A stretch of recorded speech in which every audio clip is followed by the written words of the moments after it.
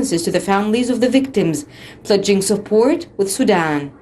The Sudanese Prime Minister's office said in a statement that authorities retrieved 3 bodies of officers, including a lieutenant colonel. It said search efforts were still ongoing for the others who were on board when the plane crashed near Ishigilab on Wednesday. No further details were released, including how many people were on board. The crash was the latest involving a military plane in Sudan. An Apache attack helicopter loaded with weapons and ammunition crashed in January, shortly after taking off from an airport on the eastern borders with Ethiopia. The 3-person crew survived the crash. And moving on to the promotion of bilateral cooperation at all levels and issues of mutual concern, which topped the agenda of talks in separate meetings in Cairo involving South Sudan and Namibia. The Foreign Ministry said the meeting fall within the framework of promoting cooperation with all African countries. More details follow. Namibia's Deputy Prime Minister and Foreign Minister Netumbo Nandi Ndaitwah, as well as South Sudan's Minister of Foreign Affairs and International Cooperation Beatrice Waninoa, visited Egypt lately and held talks in Cairo over issues of mutual concern. Shukri's meeting with Nandi Ndaitwah, who is currently visiting Cairo, tackled means of promoting bilateral cooperation at all levels as well as a host of issues of mutual concern. The Foreign Ministry said the meeting falls within the framework of promoting cooperation with all African countries. During the meeting with Waninoa, Sameh Shukri asserted Cairo's support of the implementation of the peace agreement in South Sudan. Shukri also pointed out that Cairo will continue to support South Sudan against obstacles facing the country, including the COVID-19 pandemic and the floods, noting that Cairo is committed to rehabilitating South Sudanese cadres in all domains. Meanwhile, Waninoa hailed Cairo's role in supporting South Sudan in all fields. Foreign Ministry spokesman Ambassador Ahmad Hafiz said the meeting tackled boosting bilateral relations and regional and international issues of mutual concern. He said the two sides underlined the importance of maintaining current efforts to achieve strategic partnership between the two sides. To shed more light on the issue, we are very much delighted to be joined over the phone by Dr. Salah Abdallah, our political analyst. Dr. Abdallah, good afternoon to you, sir. Good afternoon. Welcome. Welcome, Dr. Abdallah. Sir, during the visits by the African officials to Egypt, the Foreign Ministry said that meetings falls within the framework of promoting cooperation with all African states. How would you describe Cairo's African dimension from your point of view, Dr. Abdallah? Well, of course, the African looking for to Egypt as the senior brother, and of course they need all kinds of cooperation between Egypt and the African countries.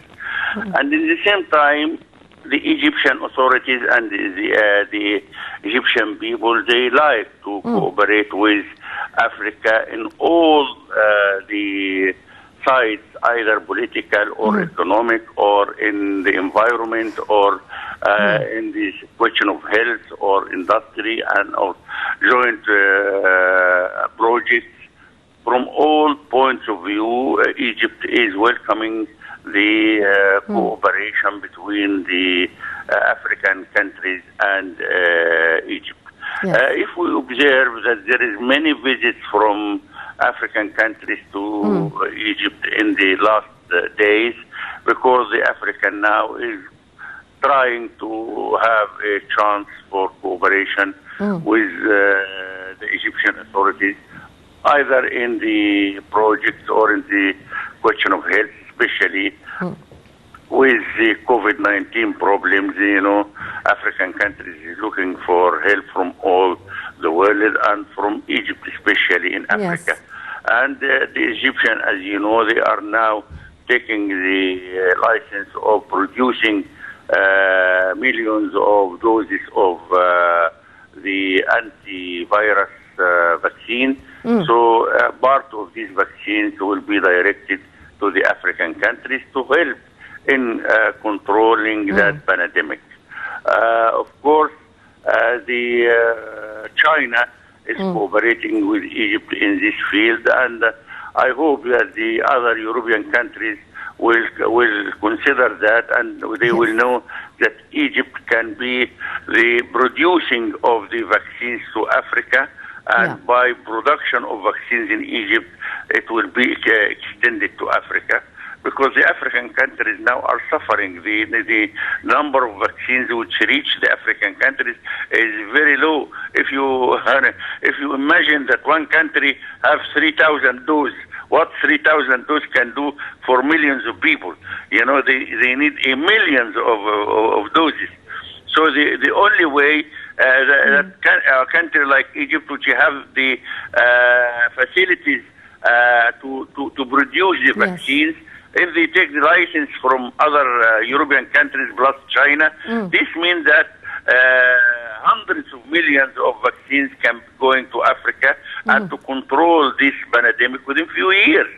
But still, the European countries is still lacking the sense of true cooperation for saving Africa from the pandemic anyhow. Indeed. Dr. Abdallah, actually, Namibia's Deputy Prime Minister and Foreign Minister did visit Egypt lately and held talks in Cairo over issues of mutual concern. How would you describe ties between the two sides? Of course, Namibia is suffering from many diseases. One of it is, of course, COVID-19. And the other is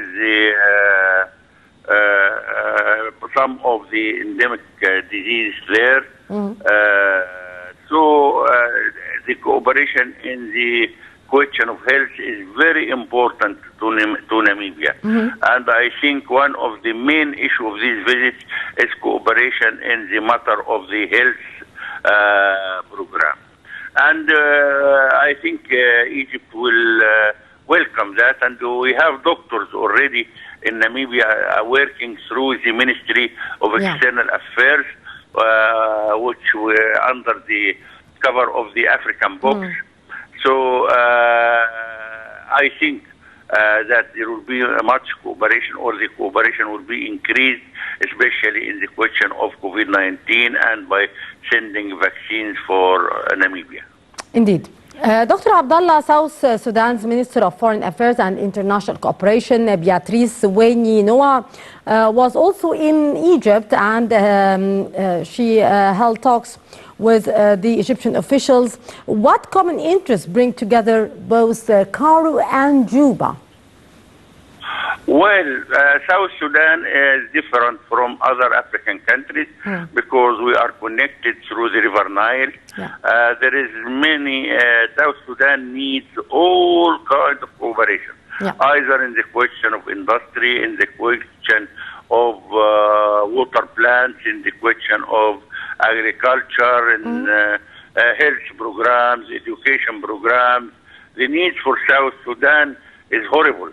So Egypt will do a great work in South Sudan, especially also in electricity. They are lacking in the electricity, and I think what we did in Tanzania, the dam which had been built by the Egyptian